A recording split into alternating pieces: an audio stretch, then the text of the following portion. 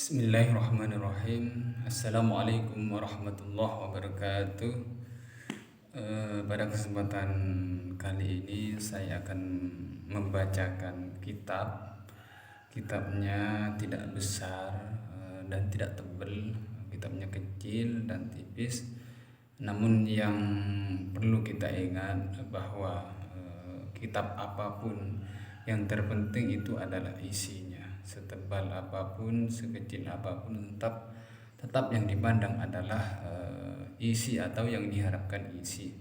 Kitab ini berjudul Al-Akhlaqu lil Banin li Talibil Madarisal Islamiyah di Indonesia, untuk murid-murid madrasah Islam di Indonesia, yang dikarang oleh Syekh Omar bin Ahmad Barja Al-Juz Awal. Jadi kitab ini sebenarnya ada beberapa juz, cuma ini saya mengaji dari juz pertama dulu. Apa yang dibahas oleh kitab ini di sini tentang akhlak. Akhlaknya seorang anak laki-laki, karena ada juga kitab yang berjudul akhlak untuk anak perempuan. Jadi dipisah, tidak digabung di sini oleh pengarang. Ada akhlak untuk anak laki-laki dan akhlak untuk anak perempuan. Mari kita mulai. Bismillahirrahmanirrahim. Jadi pembahasan yang pertama ini ada judul seperti ini. Bimada yatakhallaqu al-waladu. Akhlak apakah yang harusnya dimiliki oleh seorang anak laki-laki, atau dengan apa seorang anak laki-laki itu berakhlak? Di sini jelaskan wajib alal waladi, untuk anak laki-laki ayyatakhlaq, berakhlak bil akhlaqil hasanati, dengan akhlak yang bagus, min sigarihi, sejak kecil. Kenapa demikian?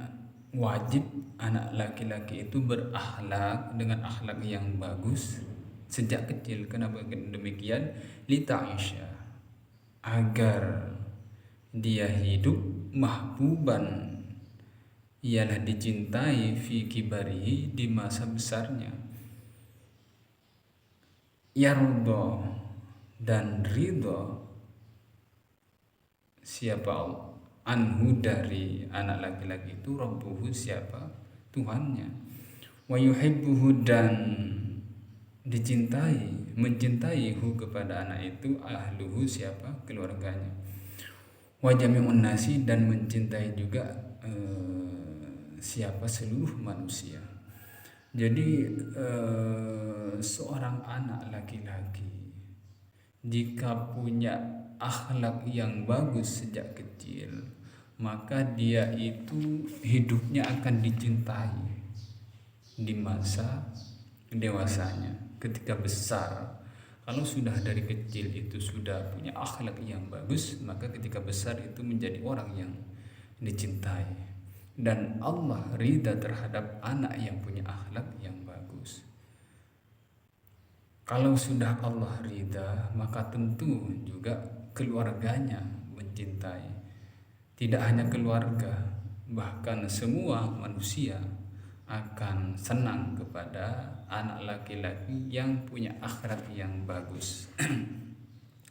Lalu yang kedua, wajibu alaihi aidan, dan wajib juga terhadap anak itu. Apa yang wajib? Ayyabta'ida,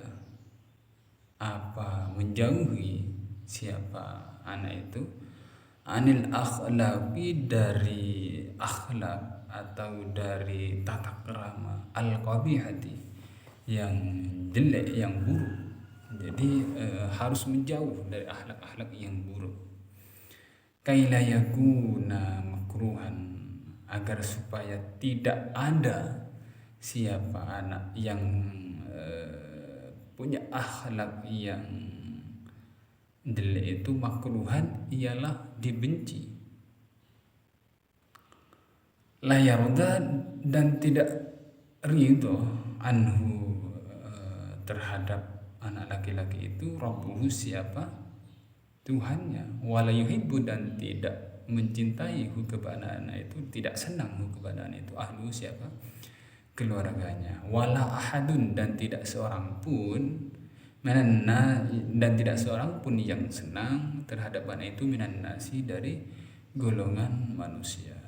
Jadi intinya yang kedua ini jika anak punya akhlak yang buruk maka itu hidupnya akan dibenci dan Allah tidak ridho, tidak suka terhadap anak yang punya akhlak yang buruk. Tentu juga keluarganya tidak senang punya anak yang punya akhlak yang buruk begitu. Dan tidak seorang pun yang senang dari manusia. Ini kebalikan daripada yang pertama. Kalau yang pertama itu anak yang punya akhlak yang bagus itu disenangi oleh Allah, oleh semua orang. Bahkan oleh semua orang itu disenangi.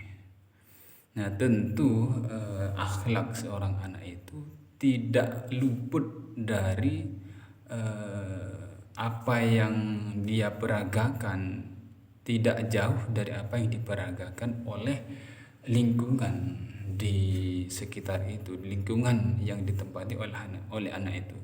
Tentu yang pertama yang harus bagus terlebih dahulu akhlaknya adalah kedua orang tuanya dan saudara-saudaranya dan nenek-neneknya dan lingkungan yang ada di tempat itu. Tentu itu adalah menjadi rekaman bagi anak-anak yang masih umur 3 tahun, 4 tahun sampai 10 tahun begitu.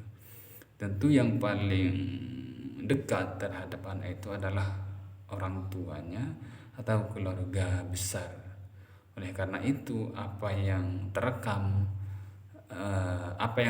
bagus terhadap anak itu, maka keluar akhlak-akhlak yang bagus. Tentu ini harus dimulai oleh orang tua begitu.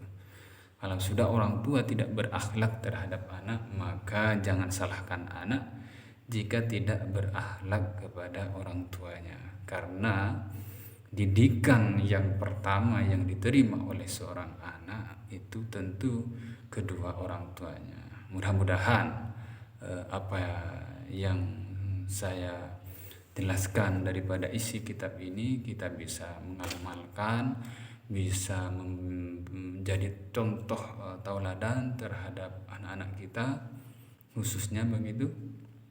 Amin amin Allahumma amin.